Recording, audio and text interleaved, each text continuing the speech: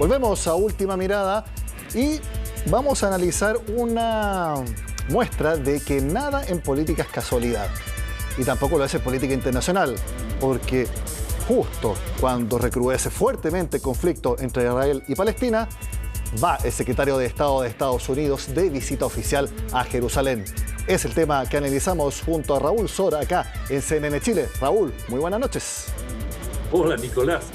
Sí, a lo mejor es a la inversa, precisamente porque el señor Anthony Blinken, que es el secretario de Estado, es decir, el ministro de Relaciones Exteriores de Estados Unidos, va a visitar Israel y los territorios palestinos, estalla este conflicto, que es, en términos relativos, un conflicto menor en cuanto a las grandes campañas bélicas que hemos observado y los combates entre israelíes y palestinos.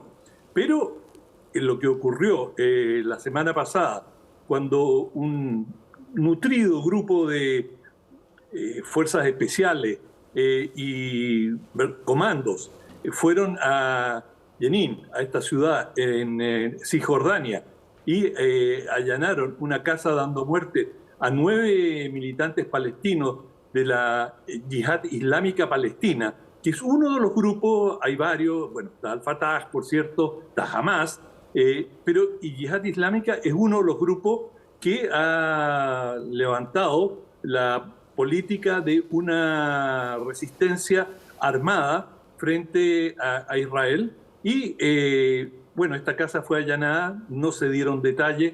Israel se limitó a decir que tenía información de inteligencia sobre la preparación de algunos atentados y sin mayores precisiones procedió y bueno, los resultados ya son conocidos y esto dio pie inmediatamente a una serie de respuestas que estaban tomando la cara de una nueva intifada, es decir, estas rebeliones masivas en los territorios de Cisjordania y de Gaza, en la cual participan las distintas agrupaciones políticas y, por cierto, muchos ciudadanos palestinos.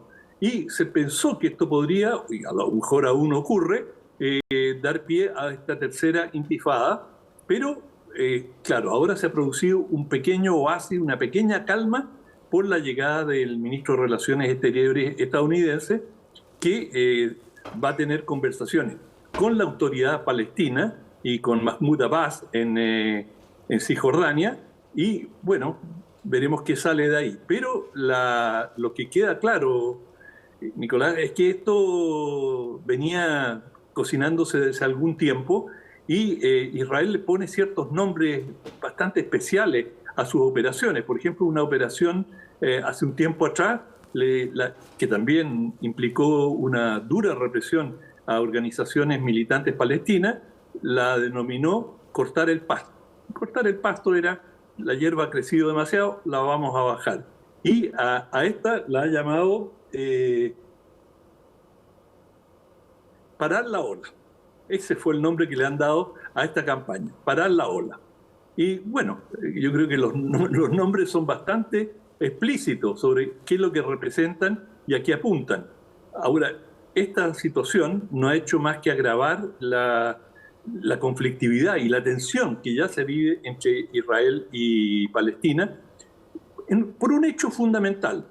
Hay un nuevo gobierno en Israel y este nuevo gobierno está encabezado por elementos de extrema derecha que son absolutamente contrarios a una solución negociada con los palestinos. Y esto quedó de manifiesto en los discursos del ministro de Relaciones de Blinken, del ministro de Relaciones estadounidense, Relaciones Exteriores estadounidense, y por otra parte de Benjamin Netanyahu.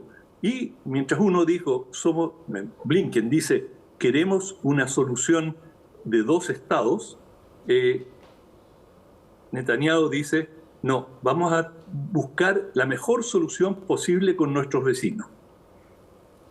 Ahora, ¿cuál crees que va a ser el rol entonces de Estados Unidos y sobre todo de esta visita? Porque tal como tú mencionas, Netanyahu mucho más de derecha, muy distinto al Partido Demócrata en Estados Unidos y también me imagino que dentro de la agenda de la conversación de Blinken con Netanyahu no solamente estuvo el conflicto que ha recrudecido con Palestina, sino que también el rol con Irán, que lo tiene ahí latente, siempre está ahí.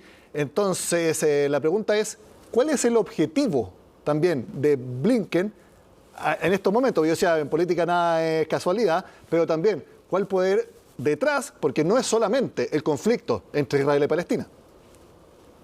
Absolutamente, tienes toda la razón. Y el conflicto con Irán está latente.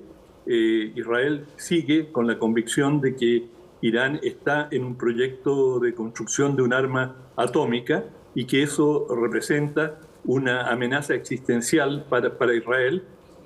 También Israel, por su parte, posee armas nucleares desde hace mucho tiempo, pero Israel ha dicho que no va a tolerar, y lo ha dicho en todos los tonos, y Netanyahu quizás ha sido uno de los más, que lo ha dicho más fuerte y más seguido, de que no es aceptable un Irán con capacidad nuclear y que van a hacer todo lo que esté a su alcance por impedirlo.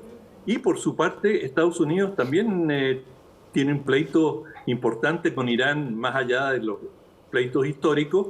Por ejemplo, el hecho que Irán ha enviado una cantidad importante de drones, estos aparatos no pilotados, que han sido utilizados en forma muy frecuente en el último tiempo por Rusia para despachar cargas explosivas sobre territorio ucranio, de manera que hay una pugna, hay distintos intereses y, por cierto, Irán es una amenaza o un reto para Estados Unidos en cuanto al control de la región.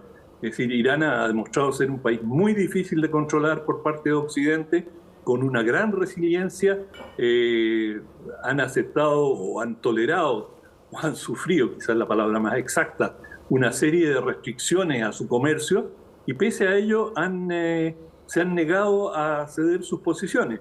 Por lo tanto, ahí tú tienes los gérmenes de un conflicto de marca mayor. Y, por cierto, han habido bombardeos a Irán, han habido atentados contra sus científicos y militares. Por lo tanto, la explosividad del Medio Oriente es algo que no necesitamos subrayar. Está allí y estamos en un nuevo punto, quizás de un estallido de mayores proporciones. De mayores proporciones que el enfrentamiento que podamos recordar que fue hace más o menos un año o año y medio, en que uno pudo ver en vivo cómo funcionaba el escudo antimisiles de Israel, que por lo menos, que yo me acuerdo, es lo más álgido que he visto en este conflicto entre Israel y Palestina. ¿Tú crees, Raúl, que podemos ir hacia algo de esas características, sobre todo con lo que mencionabas, teniendo ahora a Benjamín Netanyahu, un presidente mucho más duro para enfrentar el problema con Palestina?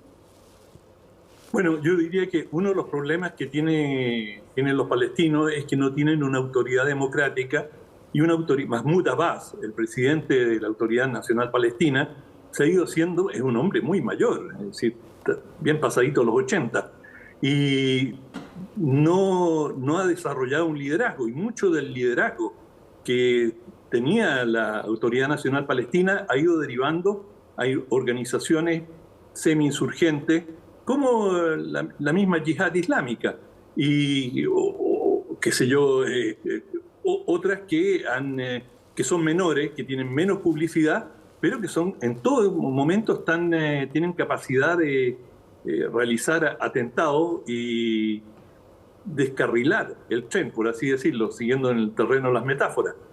De manera que, digamos, lo que se refiere a los palestinos, tienen que encontrar una manera de elegir a sus autoridades y de contar con un liderazgo reconocido, en primer lugar, por su propio pueblo, cosa que ha ido disminuyendo. En forma creciente son elementos más jóvenes, más dinámicos, los que han ido tomando la iniciativa y estiman que Abbas es un hombre del pasado y que no responde a las necesidades actuales del pueblo palestino. Naturalmente, es algo que los propios palestinos tienen que resolver. Nadie desde fuera puede hacerlo. pero hay elementos de mayor explosividad y uno de ellos es la radicalización, una vez más, de sectores significativos de juventud palestina.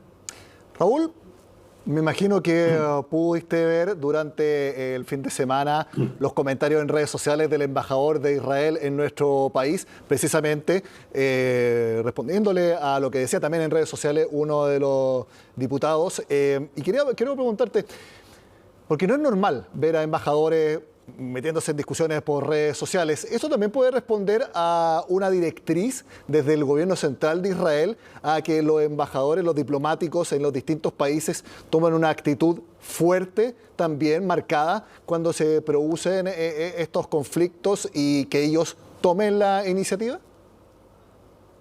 Bueno, una cosa es tener una actitud fuerte y otra es aparentemente perder los estribos y descalificar individualmente a un parlamentario. Claro. Son cosas diferentes, es decir, cada cual defiende sus intereses y sus puntos de vista con la mayor vehemencia y como corresponde cuando tú piensas que tu existencia está en juego. Y yo creo que por los textos que he leído puede haber habido un malentendido por parte del embajador en cuanto a lo que dijo el diputado Brito, pero no quisiera ahondar en esto porque realmente no tengo los antecedentes. Lo último, porque en los conflictos en Oriente no solamente están ahí Israel, Palestina, Irán. A mí me sorprendió mucho también lo que sucedió hoy día en Pakistán. Cuando yo supe la noticia de un ataque bomba en una mezquita, yo pensé que era ahí, que era en Jerusalén, donde estaba el conflicto, pero vemos que sucedió en Pakistán y todavía no hay información de nadie, ninguna agrupación que se lo haya atribuido. Entonces, ¿qué podemos ver ahí? Podemos también ver un conflicto, Pakistán al lado de Afganistán, con los talibanes, algo que también pueda estar creciendo. Hay poca información, pero ¿puede haber también ahí un foco de conflicto en ciernes? Sí, claro, y lo ha habido, digamos, desde hace mucho tiempo. Pakistán fue absolutamente instrumental en estimular a los talibanes para que tomaran el poder y fue su, su base de apoyo sobre la cual ellos montaron buena parte de su campaña. Por lo tanto, finalmente las relaciones se aguaron entre los talibanes y Pakistán y se le atribuye este atentado en la mezquita con casi 60 muertos y cientos de heridos, se le atribuye a los talibanes de Afganistán de ser los responsables del atentado. Ahora, esa es una zona de súper conflictividad. Hay un movimiento independentista de los baluchi que están justamente cerca de la frontera de Afganistán, de manera que hay cantidades de bandas armadas o de grupos armados que circulan en diversas direcciones con objetivos muy contradictorios. Por lo tanto, en algún momento quizás deberíamos dedicarle un análisis más profundo a este tema, porque realmente tiene sus complejidades. Bueno, yo voy a estar acá hasta el jueves, así que elegimos cualquier día para conversar al respecto. Raúl Sor, muchas gracias por este análisis en Última Mirada, que esté muy bien. Me recoges el guante. Gracias, chao. Muy bien. Llegó el momento de la última pausa acá en Última Mirada.